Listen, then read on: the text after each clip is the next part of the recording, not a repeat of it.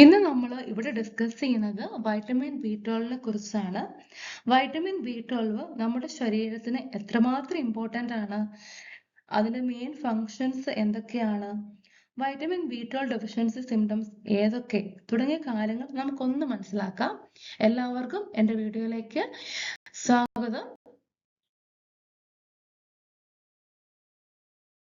Vitamin B 12 നമ്മുടെ ശരീരത്തിന് ആവശ്യമായ ഇമ്പോർട്ടൻ്റ് ന്യൂട്രിയൻ്റ് ആണ്. നാഡീകോശങ്ങളും ശരീരത്തിലെ രക്താണുക്കളും ഹെൽത്തി ആയിട്ട് വളരുവാൻ ഇത് സഹായിക്കുന്നു. DNA സിന്തസിസിന് വൈറ്റമിൻ ബി 12 ഇമ്പോർട്ടൻ്റ് ആയിട്ടുള്ളൊരു ഫാക്ടറാണ്. അഡൽട്സിന് 2.4 മൈക്രോഗ്രാംസ് ഓഫ് വൈറ്റമിൻ ബി 12 ആണ് ഒരു ദിവസം വേണ്ടത്. ഗർഭിണികൾക്കും ബ്രസ്റ്റ് ഫീഡിംഗ് അമ്മമാർക്കും വൈറ്റമിൻ ബി 12 കൂടുതൽ ആവശ്യമുണ്ട്. കുട്ടികൾക്ക് അവരുടെ വയസ്സിനനുസരിച്ച് ആവശ്യമുള്ള വൈറ്റമിൻ ബി 12 മാറിക്കൊണ്ടിരിക്കും. സയാനോകൊബാലമിൻ, ഹൈഡ്രോക്സോകൊബാലമിൻ, മീഥൈൽ കൊബാലമിൻ, അഡിനോസിൽ കൊബാലമിൻ എന്ന 4 ഫോംസിലാണ് വൈറ്റമിൻ ബി 12 മെയിൻ ആയിട്ടുള്ളത്. വൈറ്റമിൻ ബി 12 കൊബാലമിൻ എന്ന പേര് കോമണായി യൂസ് ചെയ്യുന്നു. ഇതിന് കാരണം വൈറ്റമിൻ ബി 12 സ്ട്രക്ചർ തന്നെയാണ്. സെന്ററിൽ കൊബാൾട്ട് ആറ്റവും അതിന് ചുറ്റുമായി അമിനോ ഗ്രൂപ്പ്സും ഉണ്ട്.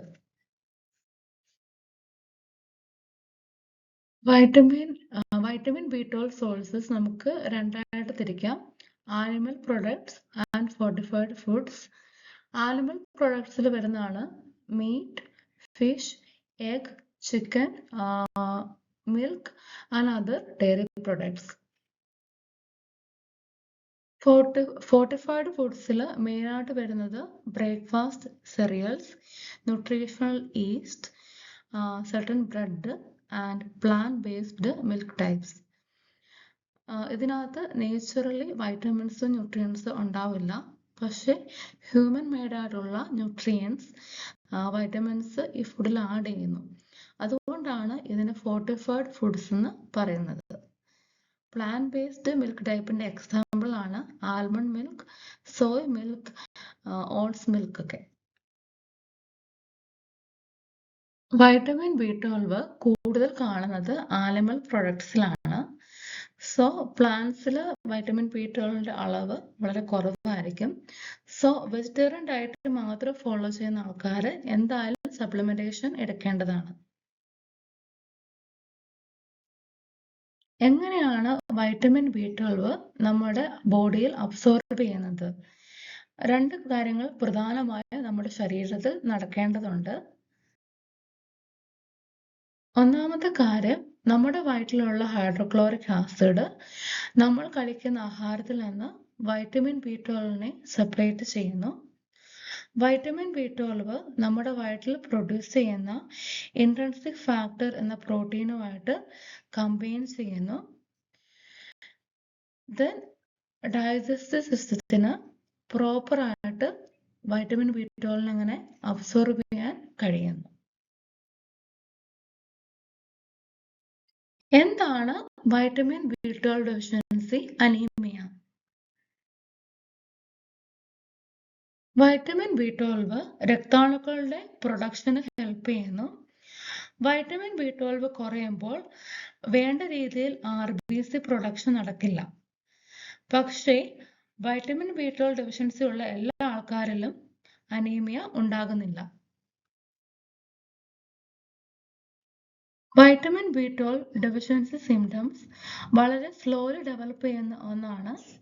പക്ഷേ പ്രോപ്പറായി ട്രീറ്റ് ചെയ്തില്ലെങ്കിൽ കണ്ടീഷൻ വളരെ മോശമാകാൻ ചാൻസ് കൂടുതലാണ്. വൈറ്റമിൻ ബി 12 ഡെഫിഷ്യൻസി ഉണ്ടായാലും ഇനിഷ്യലി ശരീരത്തിൽ സിംറ്റംസ് ഉണ്ടാകണമെന്നില്ല. സിംറ്റംസിനെ നമുക്ക് മെയിനായിട്ട് 3 തരംതിരിക്കാം: physical symptoms, neurological symptoms and psychological symptoms. ക്ഷീണം, ഛർദി, ഓക്കാനം, വിശപ്പില്ലായ്മ, വെയിറ്റ് ലോസ്, വായ്പുണ്ണ്, വായിൽ ചെറിയ ചെറിയ കുരുക്കൾ വരിക, നാവിന്റെ തൊലി പോവുക, വിളർച്ച, ഇതൊക്കെയാണ് ഫിസിക്കൽ സിംറ്റംസ്. മറവി, കാഴ്ചയിൽ പ്രശ്നങ്ങൾ, കാലിലും കയ്യിലും മരവിപ്പ്, നടക്കുമ്പോൾ ബാലൻസ് തെറ്റുക, പ്രോപ്പറായിട്ട് സംസാരിക്കാൻ കഴിയാതിരിക്കുക, ചെറിയ കാര്യങ്ങളിൽ പോലും കൺഫ്യൂസ്ഡ് ആവുക. ഇതൊക്കെയാണ് ന്യൂറോളജിക്കൽ സിംറ്റംസ്. പെട്ടെന്ന് മൂഡ് ചേഞ്ച് ചെയ്യുക, ഡിപ്രഷൻ, ചെറിയ കാര്യങ്ങളിൽ പോലും പെട്ടെന്ന് ഇറിറ്റബിൾ ആവുക, ഇതൊക്കെയാണ് സൈക്കോളജിക്കൽ സിംറ്റംസ്. രണ്ട് കാരണങ്ങൾ കൊണ്ടാണ് വൈറ്റമിൻ B12 ഡെഫിഷ്യൻസി ഉണ്ടാകുന്നത്. ഒന്നാമത്തത് നമ്മുടെ ഡയറ്റിൽ വൈറ്റമിൻ B12 കണ്ടെയ്നിങ് ഫുഡ്സ് ഇല്ലാത്തത്. രണ്ടാമത് നമ്മൾ കഴിക്കുന്ന വൈറ്റമിൻ B12 നമ്മുടെ ശരീരത്തിൽ പ്രോപ്പറായിട്ട് അബ്സോർബ് ചെയ്യാൻ കഴിയുന്നില്ല. എന്തൊക്കെ സിറ്റുവേഷൻസ് ഓർ കണ്ടീഷൻസിലാണ് നമുക്ക് വൈറ്റമിൻ B12 ഡെഫിഷ്യൻസി ഉണ്ടാകുന്നതെന്ന് നോക്കാം. ഒന്നാമത്തെ കാരണം നമ്മൾ കഴിക്കുന്ന ഫുഡിൽ വൈറ്റമിൻ B12ന്റെ അളവ് കുറവായിരിക്കും. സ്റ്റൊമക് ലൈനിൽ ഉണ്ടാകുന്ന ഇൻഫ്ലമേഷൻ ആണ് ഗ്യാസ്ട്രൈറ്റിസ്. ഈ കണ്ടീഷനിൽ നമ്മുടെ വയറ്റിലുള്ള ഹൈഡ്രോക്ലോറിക് ആസിഡിന്റെ അളവ് കുറവായിരിക്കും.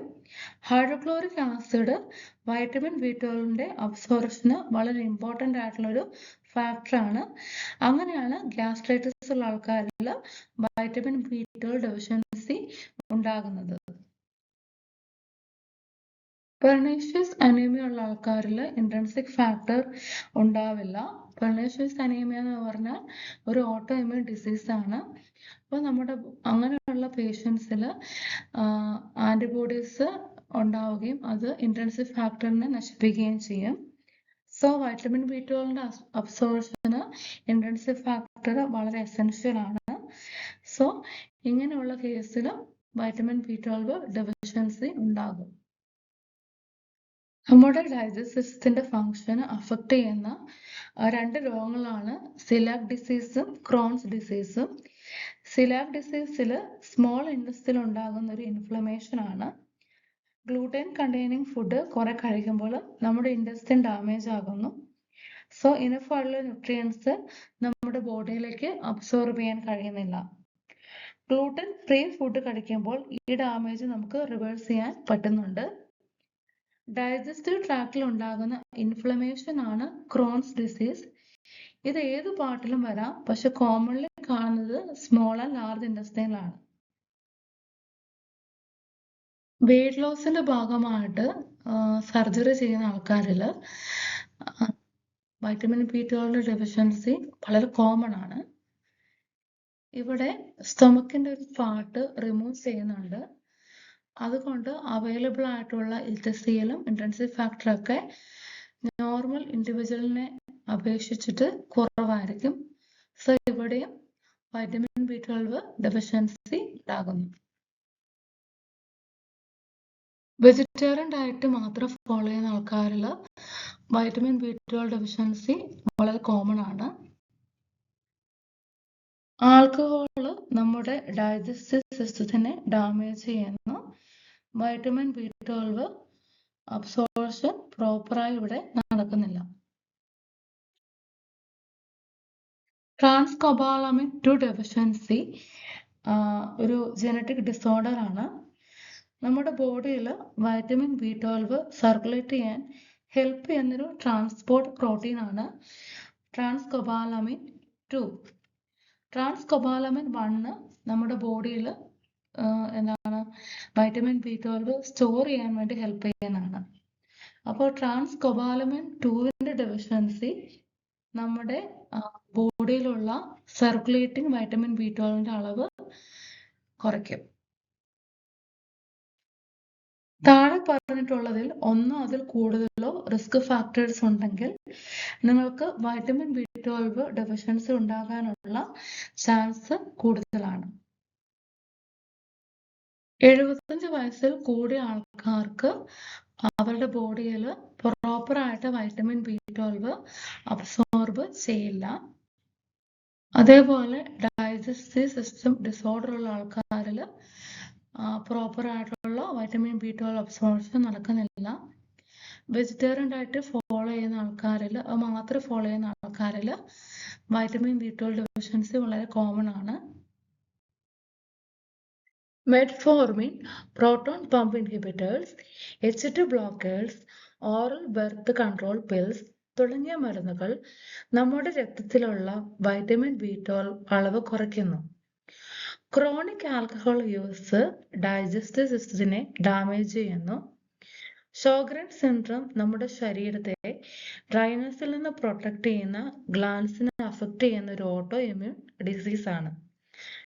വൈറ്റമിൻ B12 ഡെഫിഷ്യൻസി ഈ ഡിസീസ് ഉള്ള ആൾക്കാരിലും കാണുന്നുണ്ട്. Complications of B12 deficiency.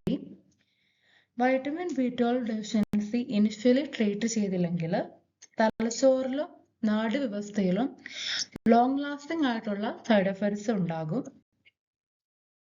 Peripheral നെർവ്സിനെ അഫക്റ്റ് ചെയ്യുന്ന കണ്ടീഷനാണ് peripheral neuropathy. Muscle weakness, numbness ആണ് possible symptoms. Vitamin B12 deficiency കാരണം progressive degeneration of spinal cord ഉണ്ടാകുന്നു. മൂവ്മെന്റിനെയും സെൻസേഷനെയും കൺട്രോൾ ചെയ്യുന്ന നെർവ് ഫൈബേഴ്സ് ഇവിടെ ഡാമേജ് ആവുന്നു. പാരലൈസിസ് നമ്മുടെ ശരീരത്തെ നമ്മുടെ ഇഷ്ടത്തിനനുസരിച്ച് മൂവ് ചെയ്യാൻ പറ്റില്ല. പാരലൈസിസ് 5 ടൈപ്സ് ആണ് മെയിൻ ആയിട്ടുള്ളത്. Diplegia, hemiplegia, monoplegia, paraplegia, quadriplegia. ഡിപ്ലേജിയയിൽ same area on both sides, hemiplegia one side, monoplegia one limb, paraplegia both legs and sometimes torso, quadriplegia all limbs. Memory loss, bowel incontinence, urinary incontinence എന്നിവ ഉണ്ടാകാനുള്ള possibility ഉണ്ട്. Urinary ഇൻകോണ്ടിനൻസിൽ bladder control പ്രോപ്പറായിട്ട് ഉണ്ടാകില്ല. So urine leak out ആകും. Bowel ഇൻകോണ്ടിനൻസിലും ഇതുപോലെ തന്നെ bowel movement നമുക്ക് control ചെയ്യാൻ പറ്റാത്തൊരു അവസ്ഥയാണ്. സോ സ്റ്റൂള് നമ്മുടെ കൺട്രോൾ ഇല്ലാണ്ട് പുറത്തേക്ക് ലീക്ക് ഔട്ട് ആകുന്നു. മറ്റുള്ളവരെ ട്രസ്റ്റ് ചെയ്യാനുള്ള ബുദ്ധിമുട്ട്, ചുറ്റുമുള്ള ആൾക്കാർ നമ്മളെ കുറിച്ചാണ് പറയുന്നത് എന്ന തോന്നൽ, ക്രിറ്റിസിസം മാനേജ് ചെയ്യാനുള്ള ബുദ്ധിമുട്ട്, ഇതൊക്കെയാണ് പാരനോയിഡിന്റെ symptoms. Vitamin B12 deficiency diagnosis ചെയ്യാൻ പൊതുവെ കുറച്ച് ഡിഫിക്കൽട്ട് ആണ്. ബിക്കോസ് ഒട്ടുമിക്ക ആൾക്കാരിലും സിംറ്റംസ് ഉണ്ടാകില്ല. സിംറ്റംസ് ഉണ്ടെങ്കിൽ തന്നെ മറ്റ് ന്യൂട്രീഷണൽ ഡെഫിഷ്യൻസീസ് ആയിട്ട് ചിലപ്പോൾ സിമിലർ ആയിരിക്കും. വൈറ്റമിൻ B12 ഡെഫിഷ്യൻസി വരാൻ സാധ്യതയുള്ള ഹൈ റിസ്ക് ഉള്ള ആൾക്കാരിലാണ് ഹെൽത്ത് കെയർ പ്രൊവൈഡേഴ്സ് പൊതുവെ ബ്ലഡ് ടെസ്റ്റ് ചെയ്യാൻ പറയാറുള്ളത്. വൈറ്റമിൻ B12 ഡെഫിഷ്യൻസി അറിയാൻ നമ്മൾ മെയിനായിട്ട് ചെയ്യുന്ന ടെസ്റ്റുകളാണ് CBC, vitamin B12 test, methyl malonic acid test, homocysteine test. CBCയിൽ നമുക്ക് അനീമിയ റൂൾ ഔട്ട് ചെയ്യാൻ പറ്റും. എങ്ങനെയാണെന്ന് വെച്ചാൽ ഹീമോഗ്ലോബിൻ ഹെമാറ്റോക്രിറ്റും ഇവിടെ ലോ ആയിരിക്കും. MCV 100 ഫെംറ്റോലിറ്ററിനേക്കാളും കൂടുതലായിരിക്കും. നോർമലി ഇൻഡിവിജ്വൽ കാണുന്നത് 80 to 100 ഫെംറ്റോലിറ്റർ ആണ് MCV. പക്ഷെ വൈറ്റമിൻ B12 ഡെഫിഷ്യൻസി ഉള്ള ആൾക്കാരിൽ കാണുന്ന അനീമിയയിൽ MCV കൂടുതലായിരിക്കും. വൈറ്റമിൻ B12 ടെസ്റ്റിൽ വൈറ്റമിൻ B12ന്റെ normal range 300 to 900 picograms per ml ആണ്. 300 താഴെ ആണെങ്കിൽ നമ്മൾ ബോർഡർ ലൈൻ എന്നാണ് പറയാ. 200 താഴെ ആണെങ്കിൽ നമ്മൾ ഡെഫിഷ്യൻസി, വൈറ്റമിൻ B12 ഡെഫിഷ്യൻസി എന്ന് പറയും. മീഥൈൽ മാലോണിക് ആസിഡ് ടെസ്റ്റിൽ വൈറ്റമിൻ B12 ഡെഫിഷ്യൻസി ഉള്ള ആൾക്കാരിൽ മീഥൈൽ മാലോണിക് ആസിഡ് ഹയർ ആയിരിക്കും. ഹോമോസിസ്റ്റിൻ ഒരു അമിനോ ആസിഡ് ആണ്. അമിനോ ആസിഡ് മെറ്റബോളിസത്തിന് വൈറ്റമിൻ B12 വളരെ ആവശ്യമാണ്. പക്ഷേ വൈറ്റമിൻ B12ന്റെ അളവ് ഇനഫായിട്ടില്ലെങ്കിൽ ഹോമോസിസ്റ്റിന്റെ അളവും ഇവിടെ കൂടുതലായിരിക്കും. കാരണം ഹോമോസിസ്റ്റിന്റെ മെറ്റബോളിസം ഇവിടെ നടക്കുന്നില്ല. വൈറ്റമിൻ B12 ഡെഫിഷ്യൻസി നമ്മൾ എങ്ങനെയാണ് ട്രീറ്റ് ചെയ്യുന്നത്? നമ്മൾ ട്രീറ്റ്മെന്റ് എടുക്കുമ്പോൾ നമ്മൾ എന്തുകൊണ്ടാണ് നമുക്ക് വൈറ്റമിൻ B12 ഡെഫിഷ്യൻസി ഉണ്ടാകുന്നുള്ളത് റൂൾ ഔട്ട് ചെയ്യണം. നമ്മുടെ ഡയറ്റിന്റെ പ്രോപ്പർ ആയിട്ടുള്ള ഡയറ്റിന്റെ മിസ്റ്റേക്ക് കൊണ്ടാണോ, അല്ലെങ്കിൽ നമുക്ക് എന്തെങ്കിലും മാലബ്സോർഷൻ സിൻഡ്രോംസ് ഉണ്ടോ നമ്മുടെ ബോഡിയിൽ, അതൊക്കെ നമ്മൾ റൂൾ ഔട്ട് ചെയ്യണം. അതനുസരിച്ചാണ് നമ്മുടെ ട്രീറ്റ്മെൻറ്റ് ഡ്യൂറേഷനും ഡോസൊക്കെ മാറിക്കൊണ്ടിരിക്കുന്നത്. വൈറ്റമിൻ B12 ഓറലി, ഇഞ്ചക്ഷൻ, അതേപോലെ നേസൽ സ്പ്രേ, നേസൽ ജെല്ലൊക്കെ ആയിട്ട് അവൈലബിൾ ആണ്. പിന്നെ നമ്മൾ എന്താണ് ഫുഡ്സ്, വൈറ്റമിൻ B12 ഉള്ള ഫുഡ് കൂടുതലായിട്ട് ഇൻക്ലൂഡ് ചെയ്യണം. പിന്നെ പെർണീഷ്യസ് അനീമിയ, അതേപോലെ ക്രോൺസ് ഡിസീസ് അങ്ങനെയുള്ള കണ്ടീഷനിൽ നമ്മൾ ലൈഫ് ലോങ് ആയിട്ട് ചിലപ്പോൾ B12 എടുക്കേണ്ട ആവശ്യം ഉണ്ടാകും. കാരണം ഇത് ലൈഫ് ലോങ് ആയിട്ടുള്ള ഡിസീസാണ് ക്രോൺസും പെർണീഷ്യസ് അനീമിയയും. സോ ഇതൊക്കെ റൂൾ ഔട്ട് ചെയ്തിട്ടാണ് ഹെൽത്ത് കെയർ പ്രൊവൈഡേഴ്സ് നമുക്ക് വൈറ്റമിൻ B12 മെഡിക്കേഷൻ തരിക. വൈറ്റമിൻ B12 ഡെഫിഷ്യൻസി നമുക്ക് എങ്ങനെ പ്രിവെന്റ് ചെയ്യാം?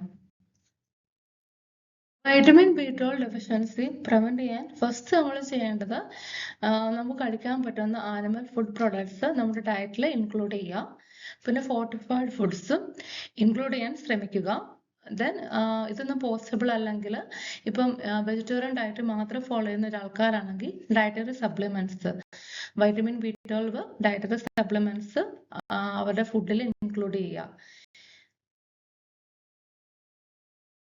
ആൽക്കഹോൾ ക്രോണിക് ആയിട്ട് യൂസ് ചെയ്യുന്ന ആൾക്കാരാണെങ്കിൽ അതിന്റെ യൂസ് കുറയ്ക്കുക. ദെൻ അത് സ്റ്റോപ്പ് ചെയ്യാനുള്ള കാര്യങ്ങൾ ചെയ്യുക.